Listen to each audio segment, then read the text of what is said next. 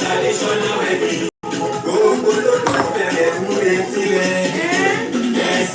Traditional wedding. Ẹ̀bùn lóríṣiríṣi mẹ́tẹ̀ẹ̀kì ìṣèwé.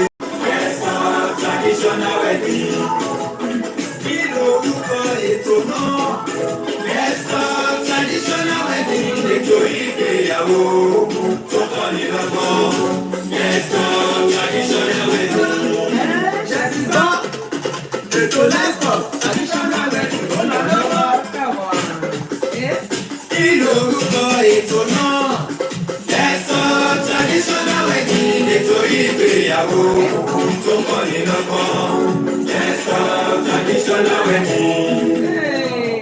Every Tuesday on Instagram, every Tuesday on Facebook, 6 p.m. UK time, every Tuesday on Facebook.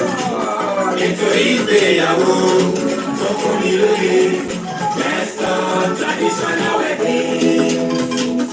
Ètò ìgbéyàwó tó fún mi lóye, traditional wedding. Ẹ káàbọ̀ sórí ètò yìí, ẹ̀yin tèmi nílé lóko lẹ́yìn odi. Mo kára lé, mo kérò ọ̀nà, mo kọ́kùnrin, mo kóbìnrin, mo kọ́mọdé, bẹ́ẹ̀ ni mo kí àgbàlagbà wípé ẹ káàbọ̀ sórí ètò yìí. Lórí ètò wa, ètò yín, ètò kan náà tí gbogbo wa mọ̀ sí ètò ìgbéyàwó. Let's talk traditional weddings and more with Bùnmi Meet the Royals. Àwọn gẹ́gẹ́ bí ìṣe wa lórí ètò yìí kó tó di pé aṣọ ohunkóhun. Ẹ ká ṣèbà ọba kọ́dá ayé, ọba ṣẹ̀dá ọ̀run, ọba lánàá, ọba lẹ́ni, ọba títí ayérayé kọrin kése, ọba tó jẹ́ kó ṣe ṣe fíìmù àti láti tún rọ́jọ́ òní láyọ̀, tó jẹ́ ká wà láyé, tó jẹ́ ká wà láàyè, ẹlẹ́bùrú ìkẹ́, bàbá mi kìkì ọlá, ọlọ́run mi kìkì ògo, ọlọ́run mi kìkì ìmọ́lẹ̀. Father, we are grateful. We want to appreciate you for the gift of life, for sparing my life and the life of these amazing people that are already on the show, appreciating what we do. And for those that are still going to join us, Lord, we are grateful without glorified. We appreciate you, God. I want to thank all those that have joined us already. Mukola Yemi, thank you so much. She said, thank you again for the excellent hosting of Morenike and Chris's traditional weddings last week. Thank you ever so much. Thank you all those that are already showing love. Thank you that are already pressing the love button. We appreciate you. And again, big show, mass of one loss of week. Oluwabumi Leminjeo, Aya Oshiberu. To Waye Mosi, Bùnmi Meet the Royals, Alaga Iduro, Alaga Ijoko, MC, event planner, makeup artist, gele artist with godly swagger. Thank you ever so much, everybody, for joining me today. Nkomo yàtọ̀ díẹ̀ sí bá ṣe ń ṣe lénìí. Mo kọ́ tó fọ́ fi àsìkò yìí kọ́kọ́ dúpẹ́ lọ́wọ́ gbogbo àwọn agbátẹrù ètò yìí, àwọn tí wọ́n ń ṣagbátẹrù, àwọn tí wọ́n wà lọ́dọ̀ wa pẹ̀lú ètò yìí, tí wọ́n sponsor wa, tí wọ́n support wa. Pàápàá jùlọ iléeṣẹ́ Chorus Jewels and Laces, iléeṣẹ́ tó gbangba sọ̀rọ̀ yẹn tó ti ń taṣọ ìyàwó tó mọ ìyàwó tí ìyá ìyàwó kúrò tó bá fẹ́ fi ṣayẹyẹ. Wọ́n tún máa báyọ̀ ṣe aṣọ ẹbí. Thank you so much, Chorus Jewels and Laces. We appreciate you. Thank you to the amazing Lezelle Fabrics all the way from Dallas, Texas. We really appreciate you. Thank you, Royal Vogues. Iléeṣẹ́ Royal Vogues. I don't know, please visit Royal Vogues. They are on Instagram and Facebook. You can contact them by sending them a DM if you like anything on their page. Also, the amazing Celebration International Magazine. Thank you so much for being there for us at all times. Thank you, Celebration International Magazine. Ladies and gentlemen, I've told you so many times what you need to do if you need Ofada sauce without stress. Please visit TK Delight on Instagram. They sell beautiful, pure Ofada sauce that is already packaged. All you just need to do is just warm your oil and it's ready to go. They also do a Forero sauce, and also please visit TK Delight for all this amazing package. Also, I want to appreciate the amazing beautiful people that can help you take the stress of building house, especially those of us that are in the diaspora. If you are looking for good people to help you build house back in Nigeria, visit the First Rate Global. First Rate Global, that's their name. They are on Instagram. They will help you. And if you just need to buy blocks, they sell blocks, solid ones. And you know, all these, we have a lot of stories of buildings collapsing. If you want good quality blocks to build your house, please contact First Rate Global. They're on Instagram. Please contact them today, and then you will thank me later. Ladies and gentlemen, we need to do what I'm about to do now. So important. So we all know that in Britain, it's a new dispensation. I'm sure most of us are aware of that. and I'll be doing my little bit on this show. And I just want to ask all of us online to kindly join me as I give my little tribute to our beloved Queen who just passed away after serving this nation for 70 solid years. Please, as you're joining me, please help me to write RIP to our Queen. Let's appreciate him. The woman did a good job. She's been around for so long. She spent most of her life serving this nation. So please, ladies and gentlemen, please help me to celebrate her as I go on right now. Please, if you can hear me as the music will be going on in the background, just put RIP to our beloved Queen. I really appreciate that. I just want to do my bit, to appreciate the woman for the good job that she has done. So, ladies and gentlemen, let's do this together. Thank you so much. All right, guys, let's do this together. God bless you.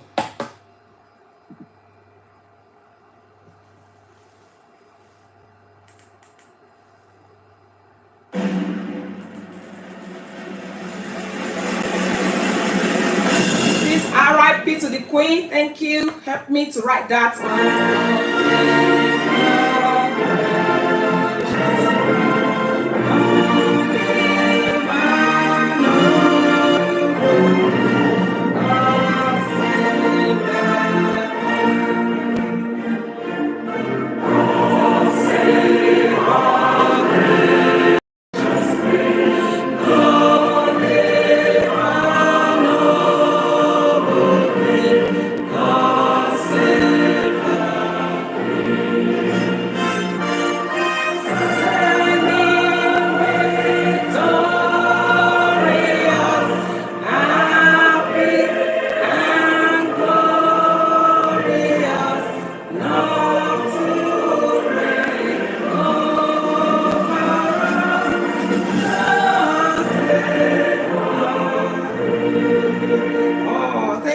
Ladies and gentlemen, that is our beloved Queen.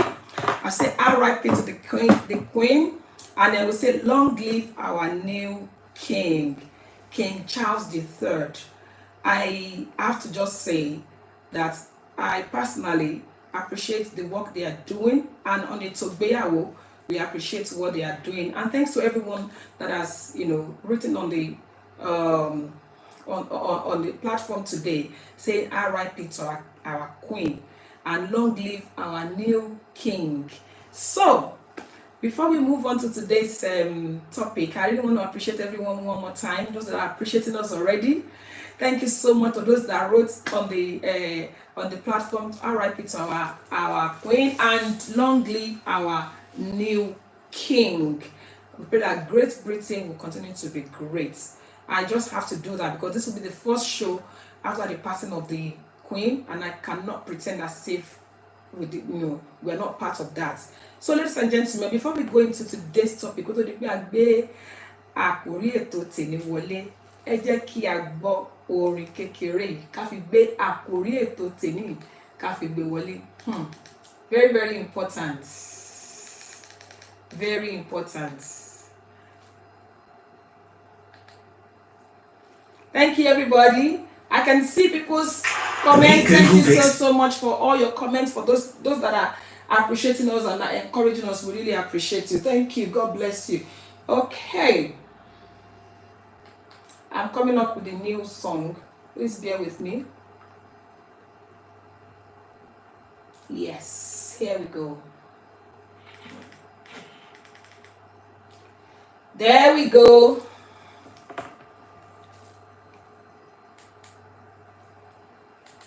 Thanks, everyone. Mashe.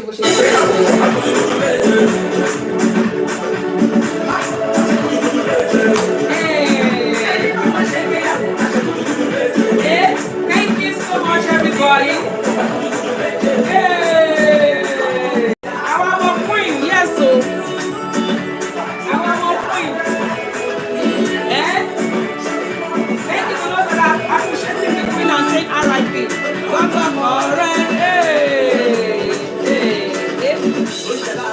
Hey. Yes, so Lizelle Fabrics, thank you.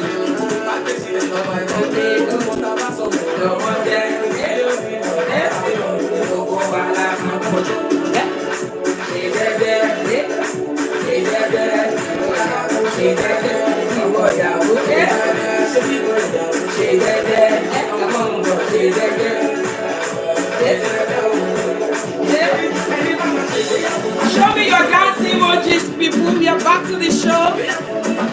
Thank you, MC Monai. Thank you for joining. Please help us with your friend Papa.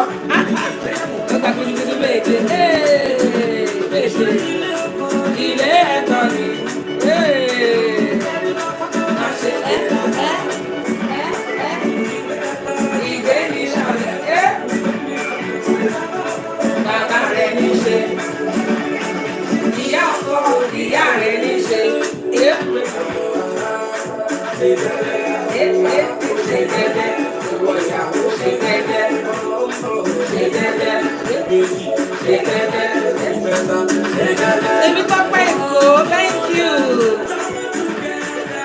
Let no one move us on down. Oh God, I'm trying to get out. Move us on down.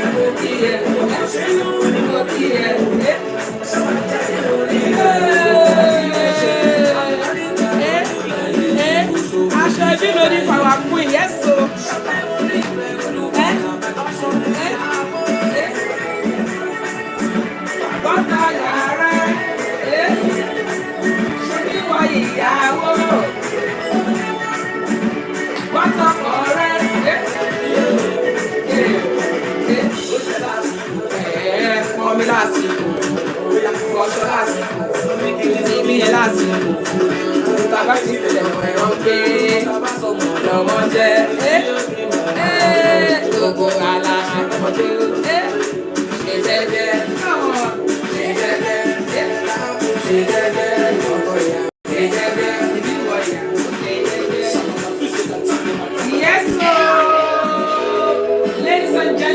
That was from Orisha Femi, and it's a song talking about Igbeyawo, and the aspect I really wanted us to pay attention to in that song. Tó bá gbórin yẹn, a máa sọ wípé ilé ẹ̀kọ́ ni tẹríba fọ́kọ má ṣe gbéraga, ṣebí ìwọ ìyàwó ṣe jẹ́jẹ́, ọmọ ń bọ̀ ṣe jẹ́jẹ́, ìyá ọkọ ìyá rẹ̀ ní ṣe, bàbá ọkọ bàbá rẹ̀ ní ṣe, ẹbí ọkọ ẹbí rẹ̀ ní ṣe. You know, you can tell from that song gbogbo lecture tí wọ́n fún ìyàwó. Now kí là ń gbé sọ lẹ́yìn? I think I only heard a few, maybe like a couple of things that that musician said to the groom. Ipe ìwọ ọkọ ṣètọ́jú ìyàwó and all of that. But you have a long list of what is expected from the ìyàwó ló máa ṣe jẹ́jẹ́, ìyàwó ló máa tọ́jú ẹbí ọkọ, tọ́jú ẹbí ìyàwó, ó gbọ́dọ̀ túnra ṣe, ó gbọ́dọ̀ ṣe. Táwọn nígbà táwọn ní kéékèèké àwọn ìyàwó tó wọ́n fẹ́ bá sọ̀rọ̀, àánú ẹ ṣe mí, àtó ẹ ti ẹlẹ́yà ẹ di ilé ọkọ, ìní kan they will be telling you all sort of things. Ó gbọ́dọ̀ ṣe báyìí, ó gbọ́dọ̀ ṣe báyìí, ilé ọkọ ló ń lọ ìgbà kan àwo kan. Now kí la fẹ́ gbé sọ lẹ́yìn? A fẹ́ sọ nípa bí ó ṣe jẹ́ wípé bí a ṣe ń kọ́ àwọn ọmọ wa obìnrin láti jẹ́ ìyàwó rere lọ́ọ̀dẹ̀ ọkọ, báwo la ṣe lè kọ́ àwọn ọmọ wa ọkùnrin láti jẹ́ ọkọ rere fún àwọn ìyàwó wọn? Does that ring a bell to anybody? Can I hear some emojis? Let me know you're there, people. I love when I hear something from people. The society that we live in, some things they just believe it's acceptable when it comes to women. Obìnrin ló gbọ́dọ̀ ṣe báyìí, ìyàwó gbọ́dọ̀ mọ́lé, ìyàwó gbọ́dọ̀ mọ́lé. Kódà wọ́n tún máa sọ fún àwọn obìnrin pé preserve your body for your husband. Preserve your body for your husband. Kí la fẹ́ sọ lẹ́nu? A fẹ́ sọ nípa bí àwọn ọmọ wa ọkùnrin náà ṣe lè wúlò fún ìyàwó, bí wọ́n ṣe lè wúlò fún ara wọn lẹ́yìn tí wọ́n bá ṣègbéyàwó tán. Nǹkan tá fẹ́ sọ lẹ́nu nìyẹn. Kì í ṣe gbogbo ìgbà ni a máa hámà sí ọ̀rọ̀ obìnrin. Náà àwọn ìbéèrè tí mo wá fẹ́ béèrè ni wípé nígbà míì tí a bá lọ ṣàṣàṣà tí a dé ibì kan tí obìnrin tó ń fọṣọ kọ, tó ń tọ́jú ilé, tó ń ṣe gbogbo wọn ní obìnrin gidi lélẹ̀. Ṣùgbọ́n tí a bá bá ọkùnrin pàdé tó bá ń ṣe nǹkan bẹ́ẹ̀ yẹn, irú orúkọ wo la lè pe irú ọkùnrin bẹ́ẹ̀? if the wife is being good, taking care of the house, washing dishes, taking care of the baby, doing all sort of things, orúkọ tó máa ń pè wọ́n ní pé ìyàwó rere lọ́ọ̀dẹ̀ ọkọ. Ṣùgbọ́n tí èèyàn bá bá ọkọ, I want to hear your point of view. Tí ẹ dédé débi kan tí ẹ bá ọkọ tó ń fọṣọ, tó ń tún léṣe, tó ń fọlẹ̀, irú orúkọ wo náà máa ń perú ọkùnrin bẹ́ẹ̀ in our society? Please call in on +44 7828 500 938. Níbi tí èèyàn bá ti báyàwó tó ń kúnlẹ̀, tó ń tọ́jú ilé, tó ń tọ́jú ọmọ, tó ń tọ́jú ọkọ, tó ń fọṣọ, tó ń fọlẹ̀, tó ń tún gbogbo léṣe, tó tún lọ ibiṣẹ́, tó tún dé, tó tún wá ṣoúnjẹ fọ́kọ, tó tún dalẹ̀, tó tún attend sí ọkọ ẹ̀ bó ṣe yẹ kó attend sí ọkọ ẹ̀. Ẹ jọ̀ọ́, orúkọ tí Yorùbá máa ń pè irú obìnrin bẹ́ẹ̀ ni wọ́n ní aya rere lọ́ọ̀dẹ̀dẹ̀ ọkọ. Now tí ọkùnrin bá ń ṣe wẹ̀, irú orúkọ wo ni àwùjọ wa máa ń pè wọ́n? What kind of name do they give to them? I want to hear from you, because they have names that they call men like that. Men that are always helping the wives to clean, always helping. For example, if I'm going now and I find my sister-in-law in my, taking care of my brother, I'll be like, yay! My brother happened to marry a very good wife, very good woman. Well done. But if I find my brother doing the same to his wife, orúkọ wo ni máa pè ẹ̀gbọ́n mi? Orúkọ wo ni máa pè ẹ̀gbọ́n mi? Ẹ jẹ́ ká gbé ìpè àkọ́kọ́ tó kọ́kọ́ wọlé. Hello? Hello? Ẹ káàsán, ẹ káàbọ̀ sórí ètò yìí. Níkẹ́ ló sọ ní Adésáyà ló ń pè láti ìlú Dallas, Texas. A ní ká kí ní o. Ẹ̀kú ọ̀rọ̀ èèyàn ti fún ìlú. Ó ga wá Àdẹ̀tí ní kí Adé orí King Charles. ẹ ṣeun, ẹ Àwọn ṣe. náà ẹnu ọlá Queen Elizabeth. Ẹ̀dẹ̀ kú ètò. Ẹ ṣeun, ẹ ṣe gan ni. God bless you. A ní ká gbóríyìn fún yín ni pé you're doing very well. Ẹ jọ̀ọ́, yes, ẹ bá wa address issues àwọn ọkùnrin dáadáa. Bẹ́ẹ̀ ṣe sọ, it's always women. And àwọn ọkùnrin míì wọn ti ẹ̀ lè ṣe anything. It's because of the upbringing. So káwọn èèyàn kọ́ tọ́jú àwọn ọmọ wọn, kọ́ lè assist obìnrin. It shouldn't be women alone. Ẹ ṣe ẹ máa dé tó lọ. Ẹ ṣeun gan ni arábìnrin Níkẹ́ Adésànyà láti Dallas, Texas. God bless you. God bless you, ma. Ẹ jẹ́ ká tún gbé ìpè ní ìtòtún wọlé. Hello? Hello, ẹ káàbọ̀ sórí ètò yìí o. Hello, ẹ kúrọ̀lẹ́. Hello, bá ẹ kúrọ̀lẹ́ máa. Ẹ kúrọ̀lẹ́, ẹ káàbọ̀ sórí ètò yìí. Yes, ma, Mrs. Sikiru ló ń pè láti Nàìjíríà o. Mrs. Sikiru láti Nàìjíríà, ẹ kú ọjọ́ mẹ́ta. Ẹ kú ètò máa o, ẹ kú ọjọ́ káàbọ̀ mẹ́ta sórí máa ètò o. yìí, ẹ ṣeun. Ṣé ẹ gbọ́? Ọlọ́run á máa fún yín ṣe ájíṣe máa o. Àmín Jésù, àmín Ọlọ́run. Ṣé ẹ gbọ́ àwọn ìbéèrè wa? Lórí ìbéèrè tí ẹ béèrè. Bẹ́ẹ̀ni. Àwọn oríṣiríṣi ọ̀nà ni ọkọ lè fi jẹ́ ọkọ dáadáa nílé.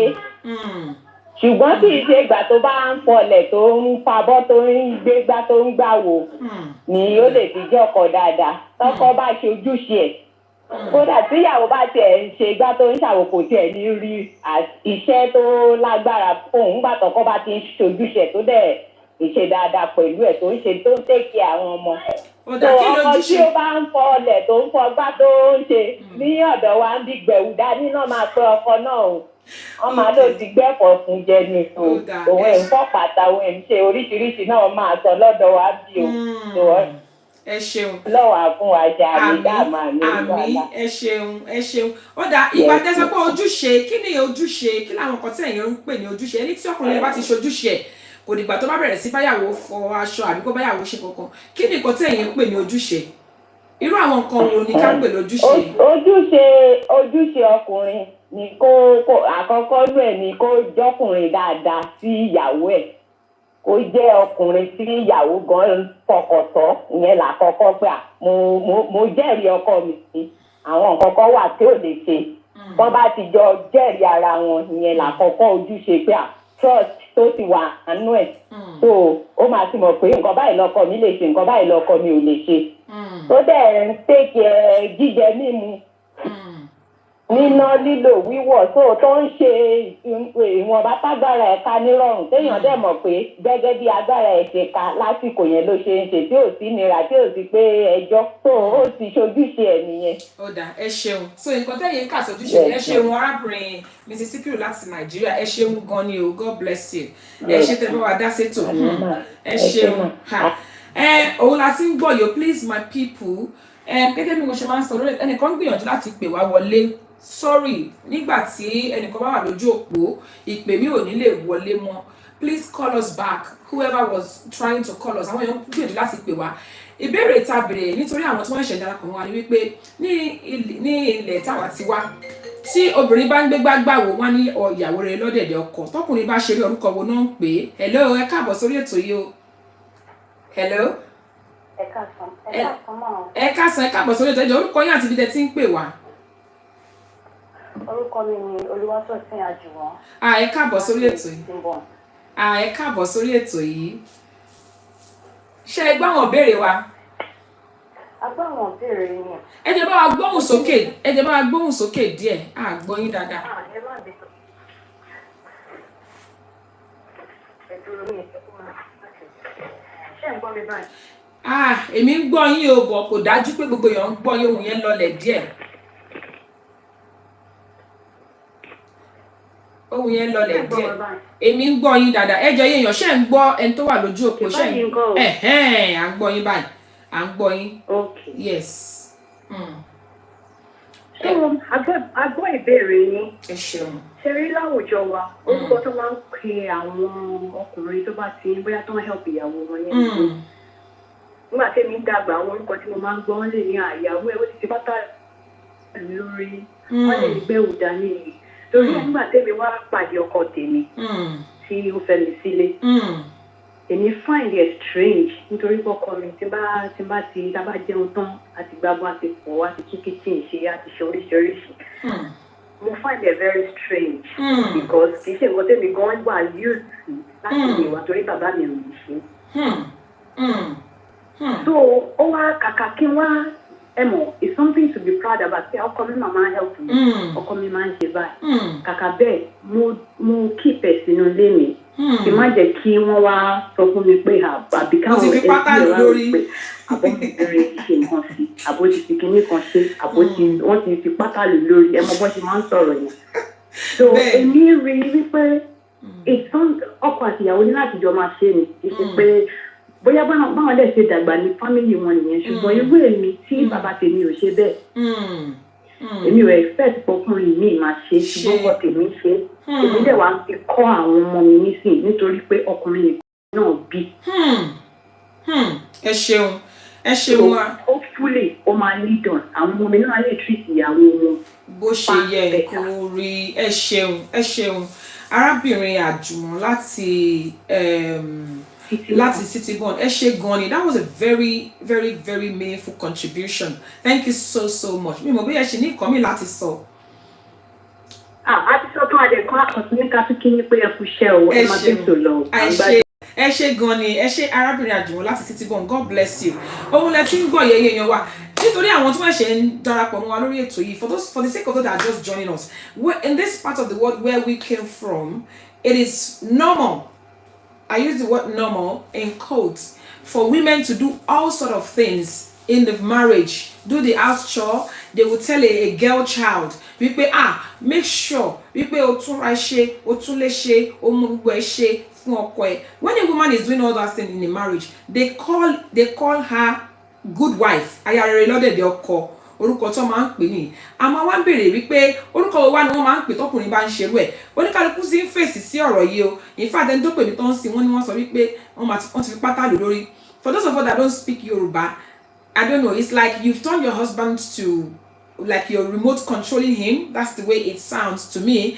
Àwọn kan ní gbẹ̀wù dání ni wọ́n máa ń pe irú ọkùnrin bẹ́ẹ̀. Oríṣiríṣi èèyàn ti ní gbẹ̀wù dání ni wọ́n máa ń pè nínú ẹ ṣeun arábìnrin Unstoppable wọ́n ní gèlè yìí ga jù. So the MC Monite Alaga says a man must be a provider, protector, honest, and must help the wife when necessary. Moreover, there's no, especially when there's no help. Now, ìbéèrè tí mo béèrè lẹ́ẹ̀kan ni wípé tí èmi gẹ́gẹ́ bí obìnrin àbọ́kùnrin pàpà tí n bá lọ ṣàṣàṣà tí mo délé ẹ̀gbọ́n mi ọkùnrin tí mo bá yàwó ẹ̀ tó ń fọlẹ̀ tó ń fọṣọ tó ń ṣe gbogbo ẹ̀ tó tún rí èmi ìyá ọkọ ẹ̀ tó dìde ní tó ti ń ṣe ẹ̀kọ́ yọkọ mi ẹ̀ káàbọ̀ tó ṣe oúnjẹ fún mi tó ṣe gbogbo ẹ̀ mo ní orúkọ wo la máa pè wọ́n aya rere la máa pè wọ́n. Àmọ́ tí ó bá jẹ́ pé mo bá ẹ̀gbọ́n mi ọkùnrin tí mo bá tó ń tọ́jú ilé tó ń ṣe gbogbo ẹ̀ orúkọ wo ni máa pè. People have been responding wọ́n ní pé gbẹ̀wò dání ni wọ́n máa pẹ̀lú àwọn ọkùnrin. Now let's talk about this. This is the narrative. This is what we grew up to see, and it's, I don't know, there's a lot of issues in marriages nowadays. We people, we love when our sister-in-law or daughter-in-law is doing her duty. Okay, let me put it this way. When he's doing it to my brother, then I call her good wife. When my brother is doing it to her, I call it what? Now, we in-laws, what part are we playing in making sure that we balance things up? Mo like ẹni tó pè mí wọlé lẹ́ẹ̀kan, wọ́n ló jẹ́ nǹkan tó jẹ́ nǹkan ìyàlẹ́nu fún àwọn nígbà tí àwọn ṣègbéyàwó tán táwọn rí pé tọ́kọ àwọn help tó ń ṣe gbogbo àwọn gbà bàbá táwọn ọmọ àṣẹrú eléyìí kẹ. Now, we, especially we mothers of nowadays, how can we change the narrative? Nǹkan tá à ń gbéyàwó lé nìyẹn, bó la ṣe lè ṣe? How can we raise our boys to be good wife, husband material? Nítorí pé everybody wants a good wife, but nobody wants a bad husband. Ladies and gentlemen, nobody wants a bad husband. Like Ngotara Biri Kemusi, someone ignorance in ọ̀pọ̀lọpọ̀ yìí, ọ̀pọ̀lọpọ̀ tó ń fa yìí. Our auntie Adeola JDT, they said the wife must help the husband and the other way as well. Let's talk about we as mothers, how we help to make sure that our sons are raised in a way to be good husband material. Let's start from there. You know what I say? That ọ̀pọ̀lọpọ̀ ìgbà we focus on the girls. Can we please bring suggestions? Àwọn nǹkan wo la lè ṣe láti fi rí wípé ẹni tó pè wọlé sí wọn ní ọkùnrin nìkan làwọn bí. Àwọn dẹ̀ ti ń kọ́ àwọn ọmọ tàwọn náà wípé wá ń bí o gbọ́dọ̀ tọ́jú ìyàwó ẹ̀ tó bá fẹ́. O bá ìyàwó ẹ̀ ṣiṣẹ́ ilé kò kí ń ṣe nǹkan tí kò dáa. Please, ladies and gentlemen, you can still call me, or please, if you don't mind, send a request to be in the show. Cite instances. What are the instances that you have experienced as a wife when the family of the husband thinks, just because the guy is helping you? When do we draw a line? Because I won't lie to you, some women overdo it as well. Sweetheart, even in the presence of a lady. Sweetheart, they bá mi fọ aṣọ tó wà nínú bathroom yẹn, tẹ́ bá tẹ̀ jọ ń ṣe gbogbo ẹ̀ láàrin ara yín. When do we draw boundary? Ẹ jẹ́ ká mọ̀ mọ̀ béèrè yẹn lẹ́yọ kọ̀ọ̀kan. Ìbéèrè àkọ́kọ́ tá kọ́kọ́ fẹ́ béèrè ni wípé ẹ̀yin gẹ́gẹ́ bí òbí, ọ̀nà wo la lè gbà láti fi kọ́ àwọn ọmọkùnrin wa lẹ́kọ̀ọ́ wípé ó ṣe dandan fún wọn láti ran ìyàwó wọn lọ́wọ́. You know, as I said to us, most of us enjoy it when our relatives or family members or children who are males, when they have good wife, when the wife is helping them, when the wife is taking care of them, when the wife is taking care of the family of the husband, we call it love. But when the husband is doing it to the wife, what name do we call it? A lot of people have sent us all sort of things. Oríṣiríṣi nǹkan tó máa ń pè wọ́n. Ẹlòmíì á pè wọ́n ní gbẹ̀wò dání. Ẹni tó pè wá ń sìn, ó ní wọ́n ti fi pátá lù lórí. Ẹ yẹ ká gbé àwọn èèyàn tí wọ́n ń pè, ẹ yẹ ká gbé àwọn èèyàn yìí wọlé. Ẹ ṣeun. Hello? Hello? Hello, ẹ kúrọ̀lẹ́, ẹ káàbọ̀ sórí ètò yìí. Ẹ káàbọ̀ sórí ètò yìí. Amen. Keep quiet on this. Ẹ jẹ́ bá wa dárúkọ yín àti ìdẹ tí ń pè wá mà. Mrs. Olúwadé ló ń pè Comes Jones and Day. Ẹ káàbọ̀. Ó ga jù. Thank you so much, ma. Ẹ káàbọ̀ sórí ètò yìí. No, it shed some light. Irú tí ẹ ní pé irú àwọn nǹkan wo la lè ṣe. Bẹ́ẹ̀ni. Bẹ́ẹ̀ni. Obìnrin tó bá dẹ̀ máa ní ìsinmi tọ́jọ́ tó fẹ́ ká jẹ alẹ́ ẹ̀dá tí ò ní kòrò tóbìnrin kankan ní máa fi ìpè ránṣẹ́ sí lọ́jọ́ iwájú ó láti kọ́ àwọn ọmọ bó ṣe ń kọ́ ọkùnrin náà ṣe ń kọ́ obìnrin pé ọkùnrin ò lè gbálẹ̀ àbọ̀kùnrin ò lè fọlẹ̀ kó tó tọ́ ìdànù kò sí nǹkan tó ń jẹ́ bẹ́ẹ̀ ọkùnrin lè gbálẹ̀ ó lè fọlẹ̀ bí baálé tèmi ṣe bó ṣe dúró àgùntàn ṣọ́gbò tó dúró ṣọ́mṣọ́m ó ń ṣiṣẹ́ ilé kò dẹ̀ sábùkù nínú ẹ̀ bàbá mi ṣe kò mi rí gẹ́gẹ́ bí nǹkan tí èèyàn lè ṣe lọ́kùnrin ó pẹ̀lú nǹkan tí mo wá nínú ọkọ kì í ṣe àwọn tó máa lò yàn pa tọ́kàn máa jọ mọ́ bẹ́ẹ̀dì lásán wọ́n á kó change ìgbìn sílẹ̀ láti kó change kan sílẹ̀ fún láti maintain ilé. Ọkùnrin ó láti lè support ìyàwó ẹ̀ kó ràn lọ́wọ́ kóbìnrin yẹn má gbòó. Ẹ ṣeun màmá wa. Ìgbà míì wà tẹ́ pé a bá jáde tẹ́ bá rá àwọn ọkùnrin tó bá dúró tẹ́ bá wo obìnrin tó wà lẹ́gbẹ̀ẹ́ ó ti dàrú. Ó ti dàbí ìyá ẹ̀. Ó dẹ̀ wà lọ́wọ́ àwọn obìnrin. The boys of today will become somebody's husband tomorrow.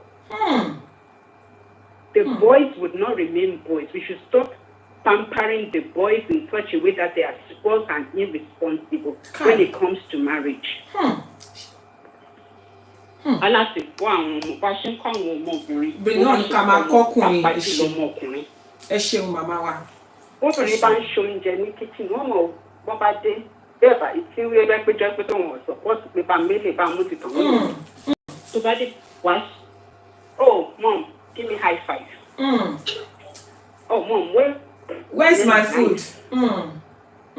Ṣe àyẹ̀sí. Ẹni tó wà níbẹ̀ tó ń ṣe kìí yẹn inú ẹ̀ á dùn. Ẹ ṣeun. Bí ò bá tiẹ̀ sọ̀rọ̀, á súre fún ẹ. Bẹ́ẹ̀ni, ẹ ṣeun. It is not just putting money down. Money is by the way. Ẹ ṣeun. Wọ́n ní àjòjò wo. Bẹ́ẹ̀ni. Ìjẹ̀bú níbí o. Bẹ́ẹ̀ni. Àjòjò wo. Àjòjò bẹ́ẹ̀ni. Something, give of yourself. That is love. Not just money. Ẹ ṣeun màmá wa. Ẹ ṣé gan ni mà. Very important. Thank you so much, ma. Very important. I'm coming back to that. Mo ní àwọn àlejò kan lórí ẹ̀rọ Instagram. Ẹ ṣé gan ni o. The unstoppable. The unstoppable online, ladies and gentlemen. Make some noise. Ẹ káàbọ̀ sórí ètò yìí. Ẹ ṣeun. Ẹ ṣeun. Ẹ ṣé. Ẹ bá wa dá sétò mà. Ẹ bá wa dá sétò. Bẹ́ẹ̀ni, a ní ká dá sí ètò tó ń lọ yìí. Ẹ ṣé mà. Because nǹkan tó ń lọ lọ́wọ́ yìí, ọ̀rọ̀ tó jẹ́ pé ó ṣe kókó tíyàn gbọ́dọ̀ dá sí ni. Nítorí pé ṣe rí orientation òun ni. Ó dẹ̀ wà lọ́wọ́ àwọn tá a bá láyé. Àwọn òbí wa, àwọn ìyá bàbá nígbà yẹn. Àjẹ ìmọ̀kànmọ̀kàn ló túbọ̀ fà fún ọ̀pọ̀lọpọ̀ wọn. Kò ṣe pé bí wọ́n fi ṣèkà. Ṣùgbọ́n àwọn náà tó wá rán wa níwèé. Wọ́n tún jẹ́ ká kẹ́kọ̀ọ́, wọ́n jẹ́ ká bá àwọn èèyàn rìn, wọ́n jẹ́ ká lọ káàkiri sọ́ọ̀tún orílẹ̀-èdè bí orílẹ̀-èdè ọ̀hún láti mọ̀ ìgbẹ́ ọ̀kẹ́ ọ̀tún ó yẹ ká lọ tún báyẹ ká lọ sí báyìí. So gbogbo àwọn nǹkan tá a ti mú lọ́tún lósì yẹn ó yẹ ká wá wò tó yẹ ká yọ kúrò ká wò tó yẹ ká fi kún ìta bánlẹ̀ torí pé lára nǹkan tó ń ta bánlẹ̀ náà yìí tó dá wà ń bẹ̀ o. Bẹ́ẹ̀ni. Because tó bá kọ obìnrin pé kó níwà ní ọkọ òun tó dání. Ṣùgbọ́n pé kó wá gbọ́ pé obìnrin jẹ́ gẹ́gẹ́ bí ẹrú ọkùnrin ìyẹn gangan lohun tí ò yẹ kó rí bẹ́ẹ̀. Ò yẹ kó rí bẹ́ẹ̀. Torí pé èmi ò lè sọ̀rọ̀ kí n má padà sí Bíbélì torí nǹkan tèmi mọ̀ nìyẹn. Bẹ́ẹ̀ni. Mo dẹ̀ mọ̀ pé kò fẹ́ kúrò ọ̀pọ̀lọpọ̀ èèyàn bọ̀ tèmi fẹ́ mú mọ̀ tèmi jáde láti bẹ̀. Ọkùnrin la rí tọ́lọ́run kọ́kọ́ dá. Bẹ́ẹ̀ni. Bó tiẹ̀ sọ pé òun dá ọkùnrin òun dá obìnrin ṣùgbọ́n inú ọkùnrin ló ti móbìnrin jáde. Bẹ́ẹ̀ni. Ọkùnrin dẹ̀ ti kọ́kọ́ wà ó dẹ̀ ń jẹun ó mu. Bẹ́ẹ̀ni. Tó lọ́n fi sí. Bẹ́ẹ̀ni. Láìsí obìnrin kankan bẹ́ẹ̀. Bẹ́ẹ̀ni. So ìyẹn túmọ̀ sí pé ọkùnrin as a bachelor ó ti ń ṣe ayé ẹ̀ kóbìnrin kan tó wá. Bẹ́ẹ̀ni. Obìnrin wá fún ẹni. Tí orientation yẹn bá ti wà tí ìmọ̀ yẹn bá ti wà tí understanding yẹn bá ti wà. Fún àwọn èèyàn wa yìí pé obìnrin yìí wá kún mi ni. Wàá mọ̀ pé èèyàn yìí ó wá kún mi ni. Kò ń ṣe pé bí èèyàn tó bá compete àbí èèyàn tó máa jẹ́ ẹrú mi ni. Ẹ ṣeun. Tí ẹ bá ti wà ń bẹ̀ ọkùnrin á ran ìyàwó lọ́wọ́ kó dídá lọ́kọ́ kitchen tí ò bá mú oúnjẹ sè ẹlòmíì lè má mọ̀ sí. Ṣùgbọ́n gbà tó ń sóúnjẹ lọ́wọ́ àwọn nǹkan míì tó wà pending tó lè ràn lọ́wọ́ láti ṣe you can do that. Kò sí ní pé ìyá yín ló mọ̀ ń ṣe ìyá yín ló mọ̀ ń ṣe òun ló fọ ọ̀pọ̀lọpọ̀ tó yẹ pé ẹlòmíì tó yẹ pé èèyàn mọ̀ pé nǹkan kan lè tètè délé ṣẹlẹ̀ sí ẹlòmíì di widower ẹni pé wọ́n kàn wá useless onímọ̀ kọ̀ọ̀kan ṣe lọ́jà máa trouble pé kóun fẹ́ dáwọ́ mi tó máa bóun tọ́jú ọmọ orientation yẹn ni ọ̀pọ̀lọpọ̀ fẹ́yàwó mi not because they forgotten about the previous wife but torí pé ta ló máa bá mi tọ́jú ọmọ ẹ̀ but tó bá yẹ kó mọ nǹkan ṣe díẹ̀ lóhun àkọ́kọ́ tó máa kọ́kọ́ rò so ó ṣe kókó kí àwa tá à ń bímọ àwa generation yìí ká kó àwọn ọmọ wa wípé ọkùnrin o obìnrin tó máa fẹ́ lọ́jọ́ iwájú ó fẹ́ kún ẹni o kábọ̀ yẹn eléyìí ká má fi ẹrú tó àwọn ọmọ wa ká má fobìnrin wa tọ́ ọkùnrin ibẹ̀ yẹn gangan ni ọ̀rọ̀ wà jáde kí n má dùn ẹ ṣeun gidi gan ni. Ẹ sọ nǹkan tó tiẹ̀ jẹ́ kí tó tí mo mú sí ọwọ́ òsì wípé kátẹ̀wá ní pé òtẹ̀wá mọ́ ńlá ṣe àwọn kéékèèké ńkọ́ àti àwọn ọ̀rọ̀ téèyàn tiẹ̀ máa sọ sílẹ̀ lómi tó bá lẹ́yìn tó bá tún ṣe gbogbo ìlágùn tó ṣe gbogbo ẹ̀tàn ọ̀rọ̀ àlùfàǹṣà tó bá sọ fóbìnrin obìnrin náà fẹ́ lè lárí mọ́gi even if you cannot do much the little ones wọ́n ní ká gbìyànjú láti ṣe ẹ ṣeun mà mo really appreciate yín o arábìnrin unstoppable alága ẹ kú gbogbo gbà ẹ kú bá wa dá sétò ẹ ṣé o ilé yín arójú ọ̀nà yín aráyè thank you so much ma ẹ ṣé mo appreciate yín gan ma àwọn màmá wa tí wọ́n pè wọlé ẹ ṣé gan ni ma God bless you ma àwọn màmá wa tí wọ́n pè wọlé lẹ́ẹ̀kan yẹn àwọn náà tún sọ nǹkan kan tó ṣe pàtàkì wọ́n ní tí àbá ṣe ẹ̀tọ́ fún àwọn ọmọ wa ọkùnrin wọ́n ní èpè ni àwọn ìyàwó wọn máa fi ránṣẹ́. That one is something, it's food for thought. A lot of parents, àwọn òbí mi, wọn kọ́ àwọn ọmọ wọn ọkùnrin rárá, tọ́mọ yẹn tó bá fẹ́ yàwó, á máa fara ní ìyàwó yìí. Wọ́n ní èpè báyìí nírú àwọn ìyàwó bẹ́ẹ̀ máa fi ránṣẹ́ sí àwọn ọmọ wọn. Nítorí àwọn tí wọ́n ṣẹ̀ ń darapọ̀ mọ́ wa, kí là ń sọ lénìí, ọ̀nà owó la fi lè gbà. Níta sọ ni pé àwọn owó la lè gbà tá fi lè kọ́ àwọn ọmọ wa ọkùnrin lẹ́kọ̀ọ́, débi pé jẹ́ ọkọ rere. Ọ̀pọ̀lọpọ̀ máa ń sọ pé aya rere lọ́dẹ̀dẹ̀ ọkọ, aya rere lọ́dẹ̀dẹ̀ ọkọ.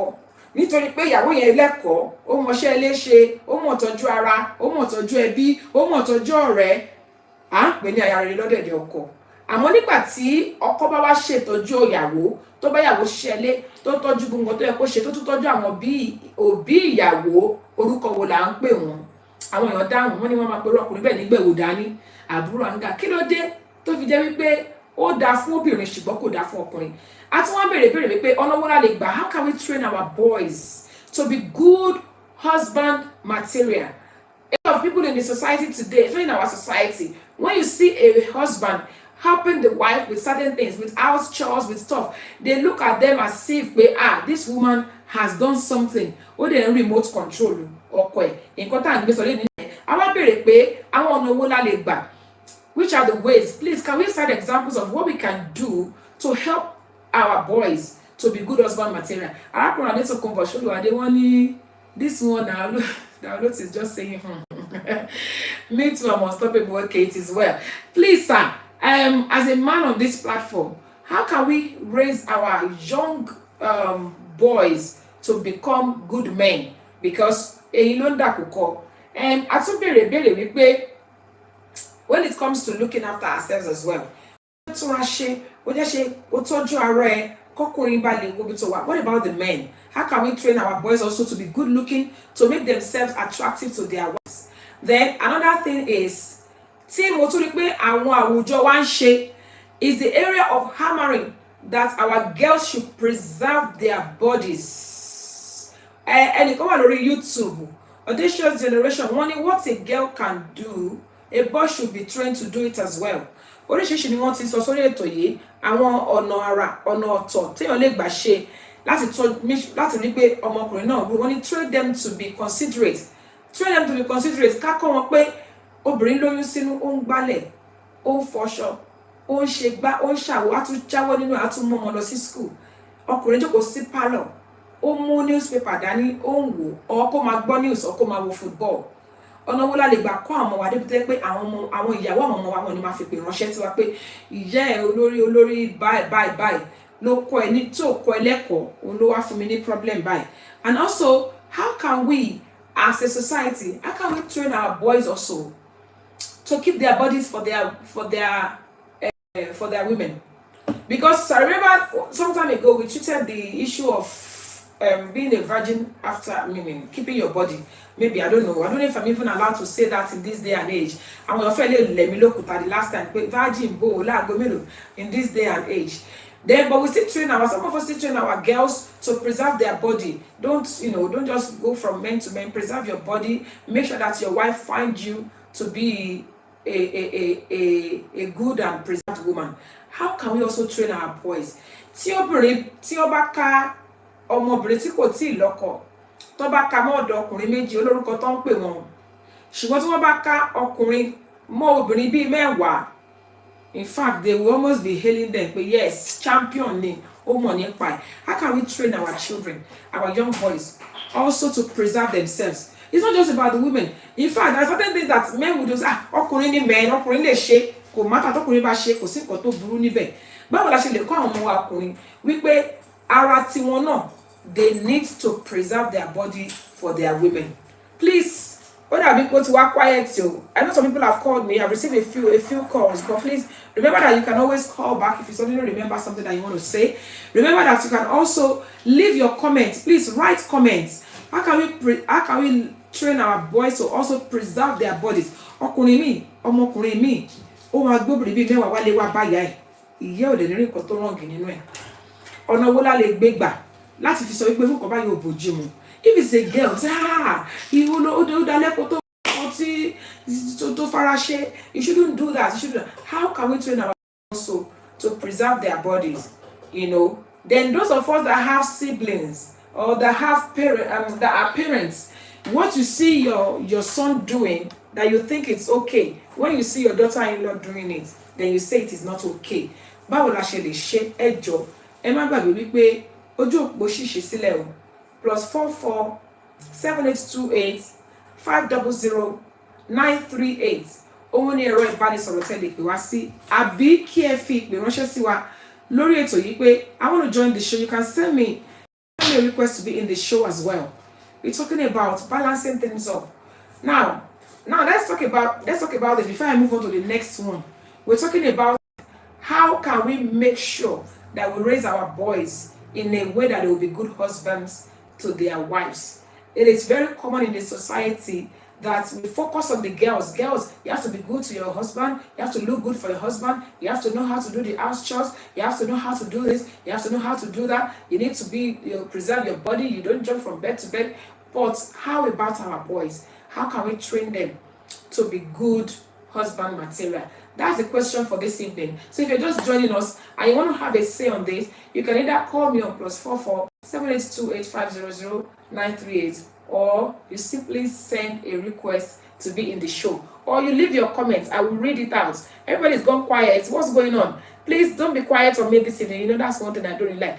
And of course, remember to share the show. Remember to share. Somebody might need to hear this. Somebody might need to learn from what we are talking about this evening. So that's what we're talking about. Then also, a lot of men out there, they don't even know what class their children is.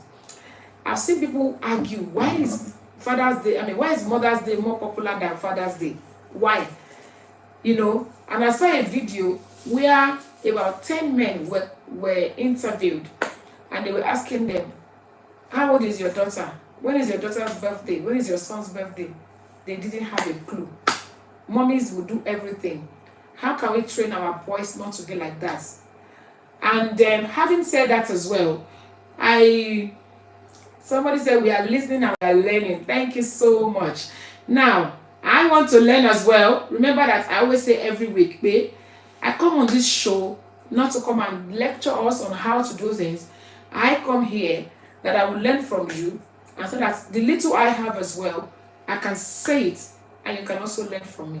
I want to ask as well, how can we make sure that we don't overdo things, we women? But sometimes I won't bring me to what you know, homely to man ba won ṣe gbogbo nǹkan. Àwọn obìnrin mi máa ń fi ayọ̀ fọ́ ọ̀nà wo la lè gbà tí a fi lè balance nǹkan tó jẹ́ wípé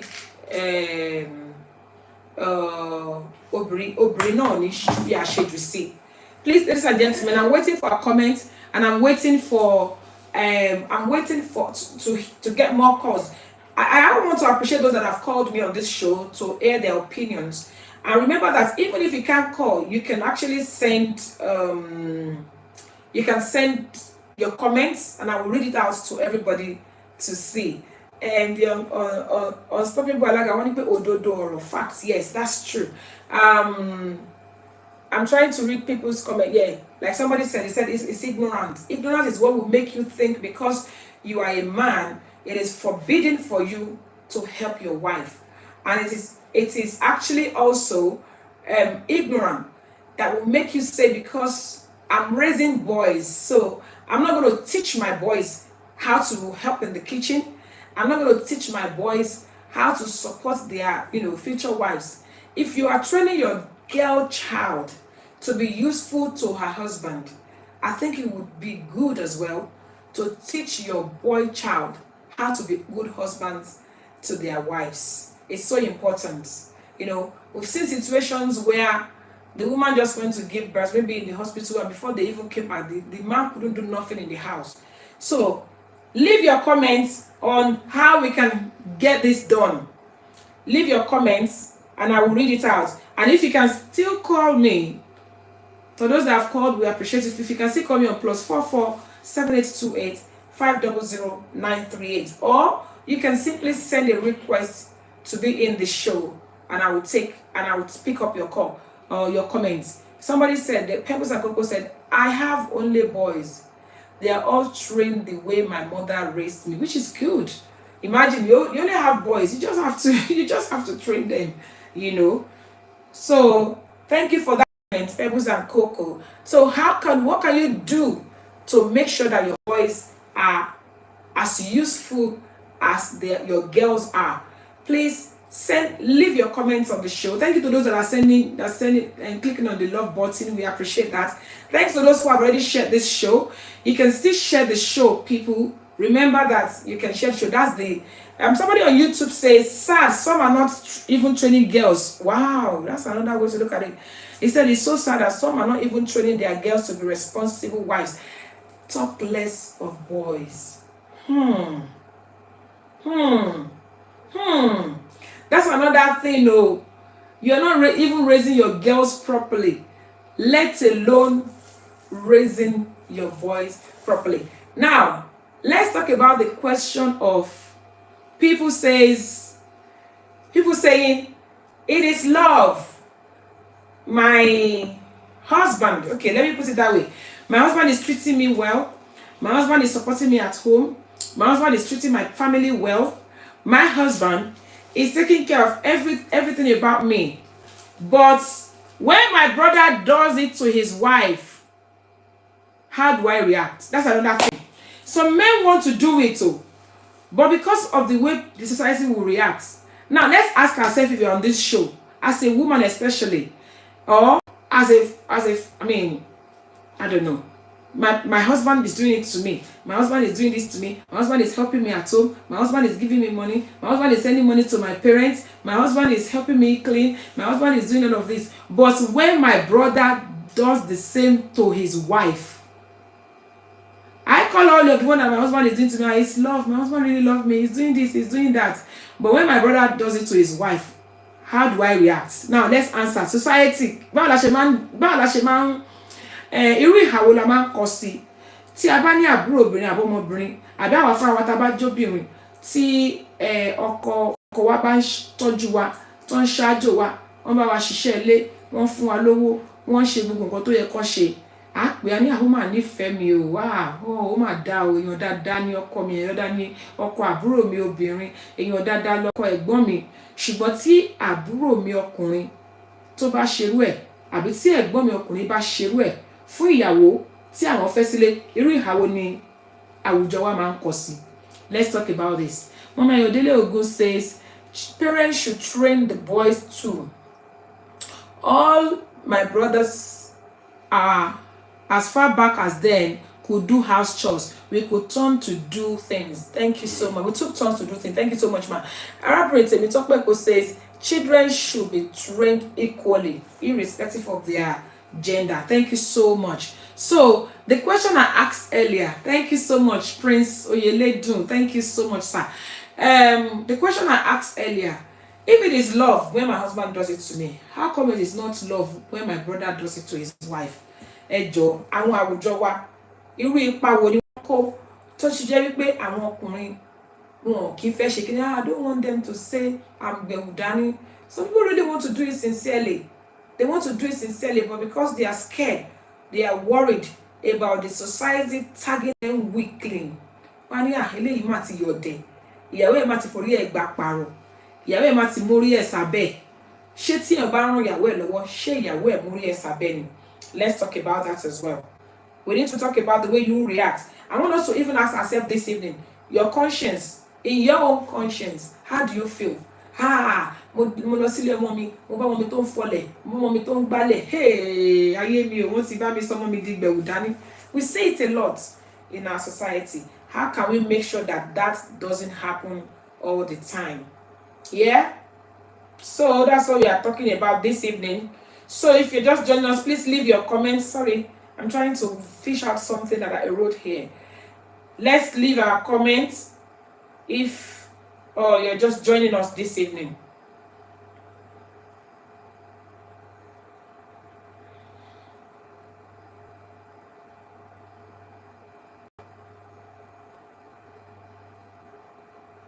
So I'll be waiting for us to please leave our comments. In the meantime,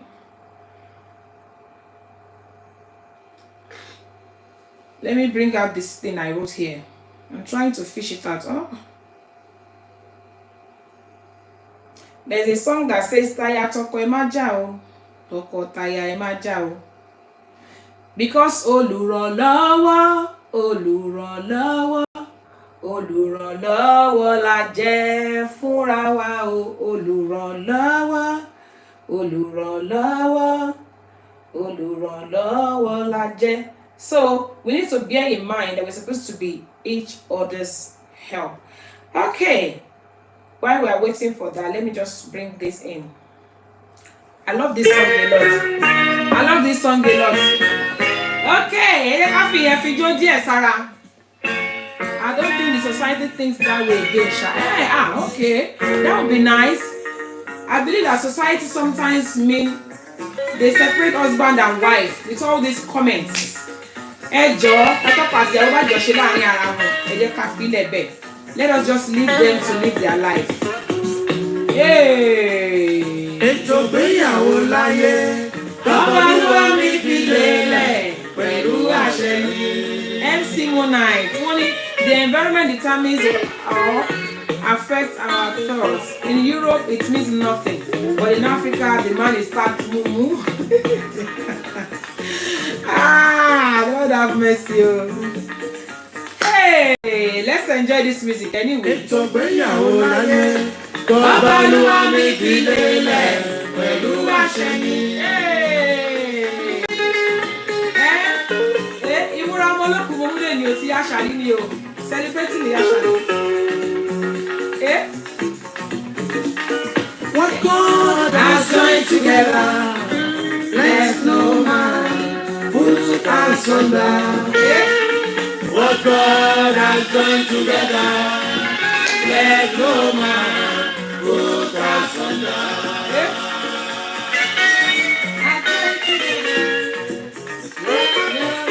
Ijoda. Thank you. Kasali Nurat, thank you. Thank you everybody. Oh yeah. What God has joined together, let no man put asunder. What God has joined together, let no man put asunder. Baba Miliki, yes so.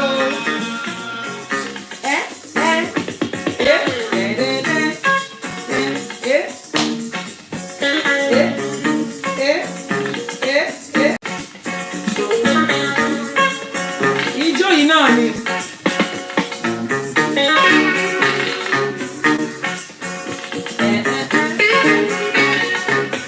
Kí ló ṣẹlẹ̀? Where are all my dancers? Ó yá ẹsẹ̀ go down.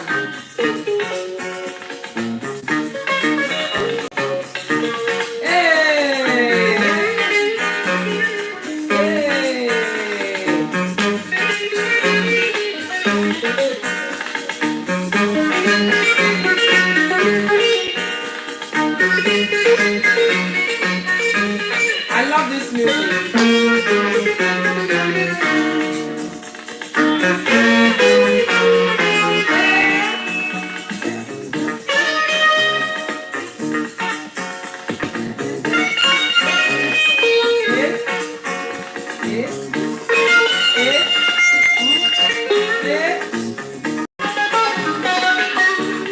Yes, so.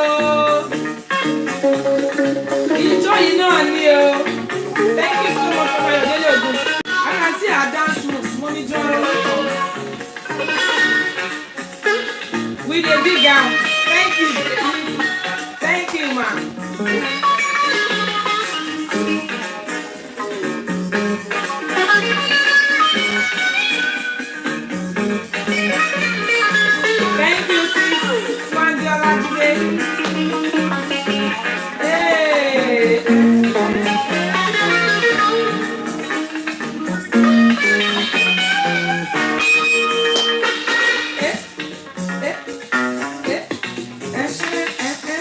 Ètò ìgbéyàwó láyé.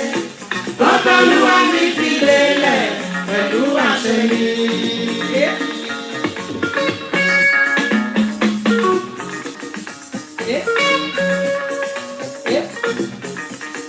What God has joined together, let no man put asunder.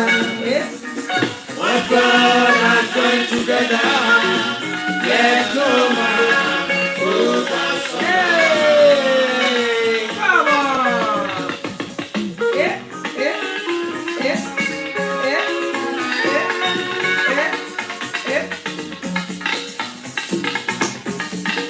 What God has joined together, let no man put asunder. What God has joined together, let no man put asunder.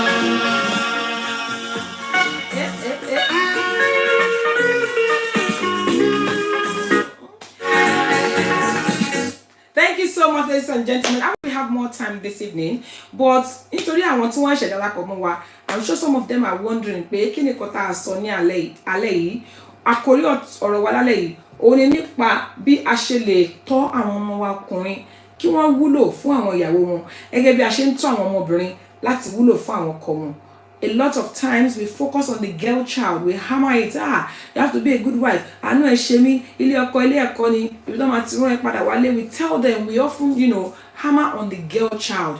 What about the boy child? And also we ask questions and we're asking people, okay, those people that will be okay. For example, I will be okay if my husband is taking care of me, if he's helping me to do house chores, if he's helping me to clean, if he's giving me money, if he's giving my parents money, supporting my family. But when my brother will do the same to his wife, orúkọ wo ni máa pè àwọn èèyàn dáhùn lórí ètò yìí o, kódà àwọn èèyàn pè wọlé wọ́n lè pè ọkùnrin bẹ́ẹ̀ ní mùmú, wọ́n lè pè ní gbẹ̀wò dání, wọ́n lè ní pé wọ́n ti forí ẹ̀ gbà pààrọ̀, wọ́n ti mú orí ẹ̀ sàbíyá. Why is our society like that?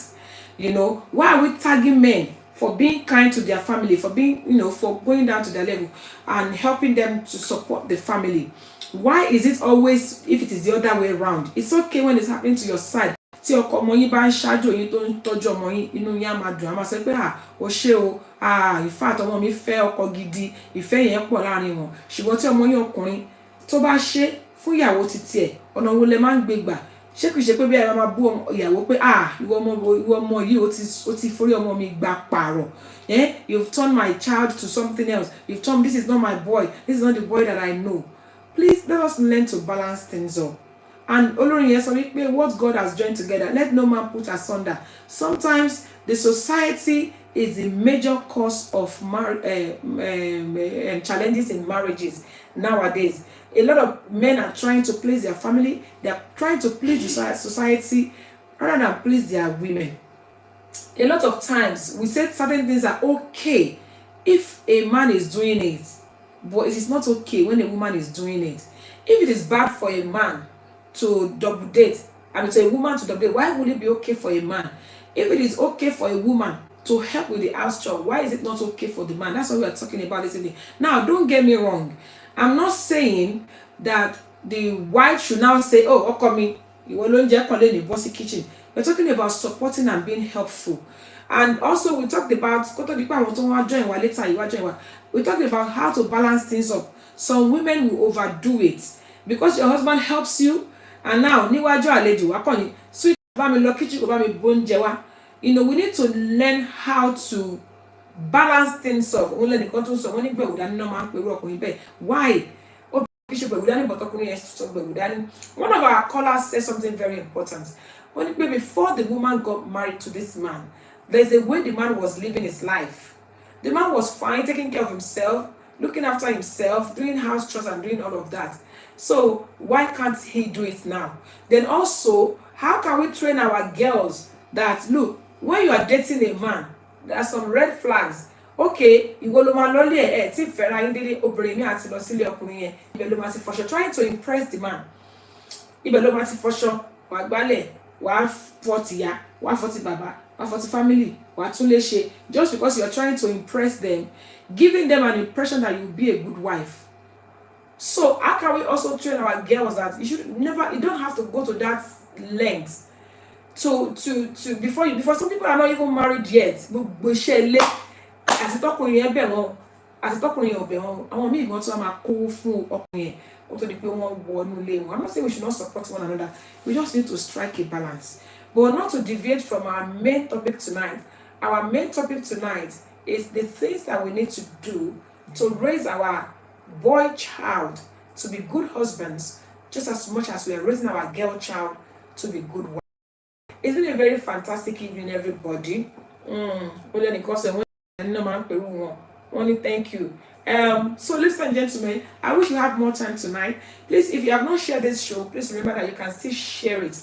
And of course, even after the show has ended, the live show has ended, you can still add your comments. I always say to us every week that I don't come here to come and tell us how to run things. I come here every week to learn. So please remember that after the show, even if you're watching in the next 3 weeks, you can still add your comments. Put your comments there. And if I see your comments, I will be happy to reply you. Ẹ ṣé gan ni gbogbo ẹ̀yin tẹ́ darapọ̀ mọ́ wa àti gbogbo ẹ̀yin tẹ́ wa tẹ́ kí wa tẹ́ gbóríyìn fún wa. Ẹ̀yin tẹ́ pè wá wọlé, ẹ ṣé gan ni ẹ kú gbogbo gbà. A tún fẹ́ fi àsìkò yìí náà dúpẹ́ lọ́wọ́ àwọn agbátẹrù ètò yìí, iléeṣẹ́ Chorus Jewels and Laces. Ẹ ṣeun. Iṣẹ́ tí wọ́n ti ń taṣọ ìgbàlódé ni o, àtàṣọ ìṣẹ̀báyé ni o. Ẹ ṣeun. Thank you so much, Chorus Jewels and Laces. They also have a branch of their company called Ready to Wear by Chorus Jewels and Laces. Please remember that you can visit them and you can buy whatever you want from them. They can also take the stress of Ashoebi off you. Chorus Jewels and Laces, Esheun, God bless you. Lizelle Fabrics, all the way from Dallas, Texas. Thank you for your support. TK Delight, ladies and gentlemen. Visit TK Delight for your ready-made or further sauce ready in 3 minutes. Please visit TK Delight. And also, I want to appreciate the amazing First Rate Global. First Rate Global, ilé iṣẹ́ tí wọ́n bá yàn kọ́lé, wọ́n bá yàn ralẹ̀, wọ́n bá yín kọ́lé, wọ́n bá yín ralẹ̀ láì ní wàhálà ọmọ onílẹ̀ nínú. Please visit firstrate.global. They are on Instagram. Visit them. And also, I want to appreciate Celebration International Magazine. Bóyá ẹ fẹ́ kí ayẹyẹ yín tàbí iṣẹ́ àti okòwò yín kó wà lórí ẹ̀rọ magazine. Ẹ fẹ́ polówó ọjà ní, pardon me, Celebration International Magazine. Please remember you can contact them on Instagram and on Facebook. Ẹ ṣé ẹ kú gbogbo ìgbà wa èèyàn wa. Kì í dùn kó pọ̀, bẹ́ẹ̀ ni kì í pọ̀ kó dùn. Ṣókí báyìí òun lọ́bẹ̀ oge. Bí eré bí àwàdà, a tún ti rí pé ètò òní ó tún ti lọ síbi ká fi àdàgbà ẹ̀rọ. Lágbára Ọlọ́run níwòye ọjọ́ mẹ́jọ, màá tún padà wá lọ́lá Ọlọ́run àbá. Mo wá gbà ní àdúrà wípé nígbà tí bá máa fi padà dé, ayọ̀ àti àlàáfíà tí mo fi yín sí, òun náà ni mo máa padà wá bá yín. Èmi fún ara mi tí mò ń lọ, mi wá nílà lọ dé, ogún ó lọ kò dé, kò ní jẹ́ tèmi. Ẹ ṣé ẹ kú gbogbo ìgbà. Ó tún lọ́jọ́ mẹ́jọ lọ́lá Ọlọ́run. Wọ́n fàsìkò yìí sọ fún gbogbo wa wípé láyọ̀ láyọ̀ la ó máa pàdé o. Mo ní láyọ̀ láyọ̀ la ó máa pàdé o. Ẹ̀yin ò ní forígun, èmi ò ní fẹsẹ̀ kọ o. Mọ́tò yòówù ká lè wọ̀ kó ní forí sọ̀gì o. Láyọ̀ láyọ̀ la ó máa láyọ̀ láyọ̀ la ó máa pàdé, láyọ̀ láyọ̀ la ó máa pàdé o. Thank you so much, everybody. Good night, Kemostic Official. Thank you, Mommy Remi Lokuido. Oh, thank you so much.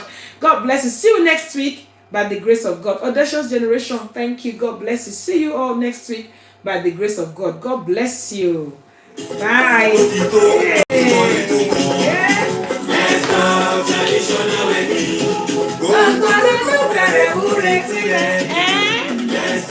Traditional wedding. Ẹ̀bùn lóríṣiríṣi many things away. Best of traditional wedding. Àní fẹ́ kí lorúkọ ètò náà. Best of traditional wedding. Ètò ìgbéyàwó tó kọ́ni lọ́gbọ́n. Best of traditional wedding. Ṣé ti gbọ́? Ètò best of traditional wedding ló lọ lọ́wọ́. Come on, Kí lorúkọ ètò náà? Best of traditional wedding. Ètò ìgbéyàwó tó kọ́ni lọ́gbọ́n. Best of traditional wedding. You're so faithful. Thank you so much. Every Tuesday on Instagram. Hey, every Tuesday on Facebook. 6 p.m. UK time. Every Tuesday on Facebook. Ètò ìgbéyàwó tó fún mi lóye. Best of traditional wedding. Ètò ìgbéyàwó tó fún mi lóye. Thank you so much, everybody. See you next week by the grace of God. God bless you. Bye.